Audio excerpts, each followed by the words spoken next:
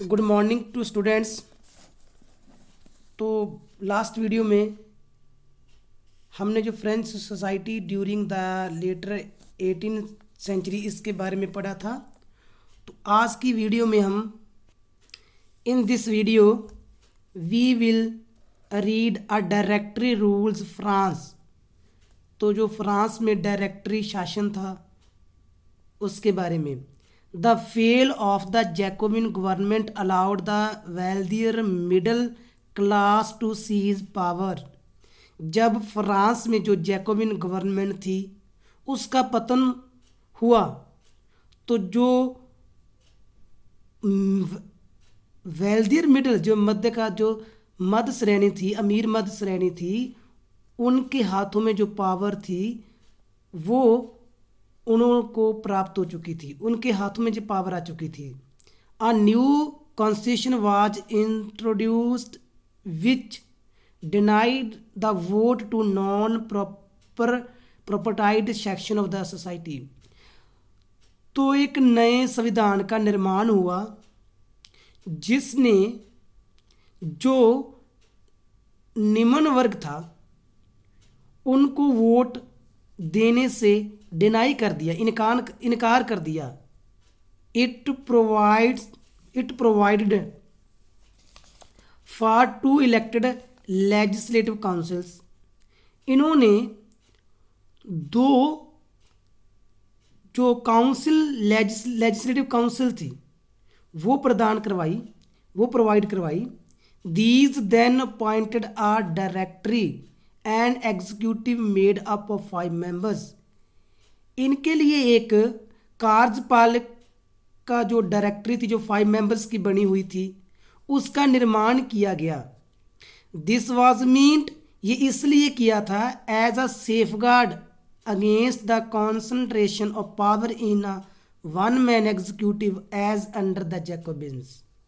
जैसे Jacobin government में एक ही कार्यकारी था, शासक था, उसके पास सारी शक्तियां ही उनके हाथ में थी। उससे बचने के लिए भी शक्तियां हैं वो किसी एक आदमी के पास ना हो, तो इस डायरेक्टरी का जो निर्माण किया गया था। However the directors often clashed with the legislative councils. तो जो डायरेक्टर्स थे उनका हमेशा ही जो विधान परिषद थी उनसे झगड़ा होता रहता था। Who then sought to dismiss them, और वह इनको डिसमिस करने के लिए जो तैयार रहती थी। The political instability of the directory, जो डायरेक्टरी की ये राजनीतिक अस्थिरता paved the way of the rise of military dictator Napoleon Bonaparte.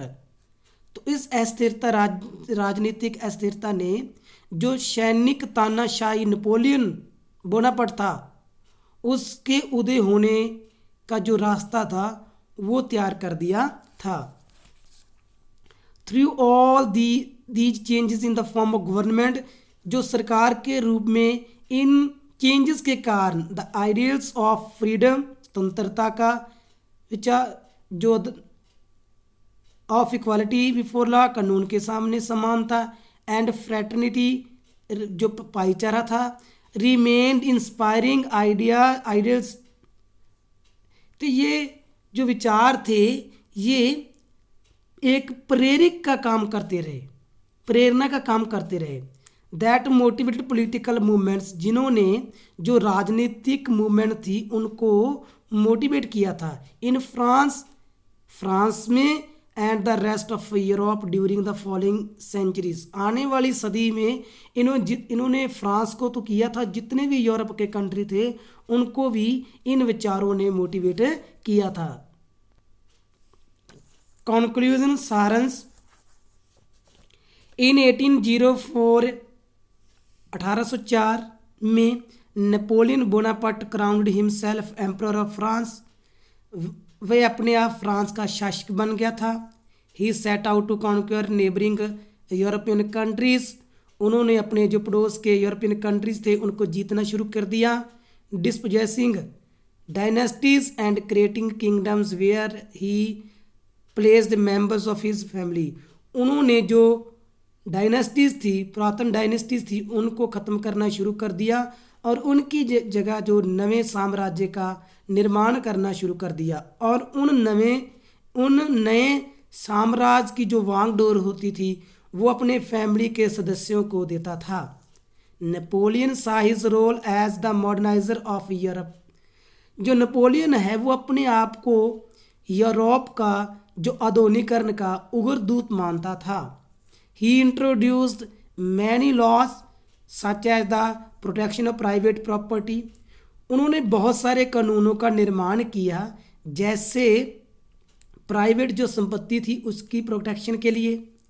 And uniform system of weight as measures of provided by the decimal system. और जो माप की प्रणाली थी जो डेसिमल के थ्रू शुरू की गई थी, उन्होंने उसमें भी सुधार किया था, उनको भी लागू किया था। इनिशियली शुरुआत में मैनी सा नेपोलियन एज लिबरेटर। बहुत सारे लोग नेपोलियन को उदारवाद लिबरेटर मानते थे। Who would bring freedom for people. जो सोचते थे, उनको उम्मीद थी वो लोगों को स्वतंत्रता दिलाएगा। But soon the Napoleonic armies came to be viewed everywhere as invading force. परंतु थोड़े समय बाद लोगों ने नेपोलियन की सेना को हमलावर समझना स्टार्ट कर दिया। He was finally defeated at Waterloo in 1815।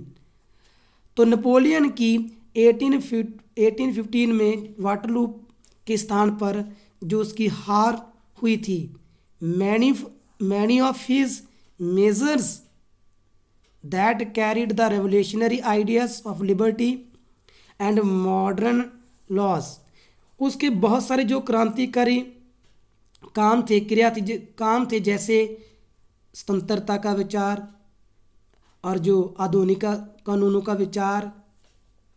To other part of Europe and impact on people long after Napoleon had left. तो नेपोलियन की मौत के बाद इन विचारों का जो असर था वो पूरे यूरोप में और पार्ट्स में भी दिखना शुरू हो गया था उसकी मौत के बाद। The ideas of liberty and democratic rights were the most important legacy of the French revolution. जो स्वतंत्रता और लोकतंत्र के अधिकार जो विचार थे, स्वतंत्रता और लोकतंत्र का जो राइट्स के विचार थे, ये फ्रांस की क्रांति का सबसे महत्वपूर्ण विरासत थी। ये these spread from France to rest of Europe. ये फ्रांस से लेकर यूरोप के बाकी कंट्रीज में भी फैल चुका था ड्यूरिंग द 19th सेंचुरी, 19वीं सदी में। वेयर फ्यूडल सिस्टम, जहाँ पर जो सामंतवाद वर एबोलिश्ड, खत्म हो चुका था। Colonised peoples revert the idea of freedom from bondage into their movements to create a sovereign nation state.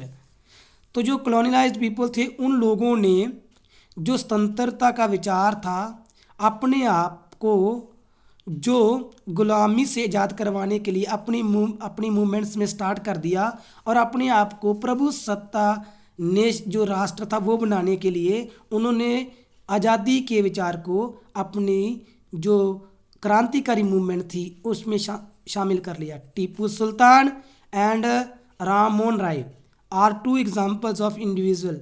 Tipu Sultan और जो राम मोहन राय था, ऐसी दो एग्जाम्पल्स हैं who responded to the ideas coming from revolutionary France, जिन्होंने जो फ्रांसीसी क्रांति से ये विचार आए थे उनको अपनाया था। ये सबसे बड़ी दो एग्जाम्पल हैं।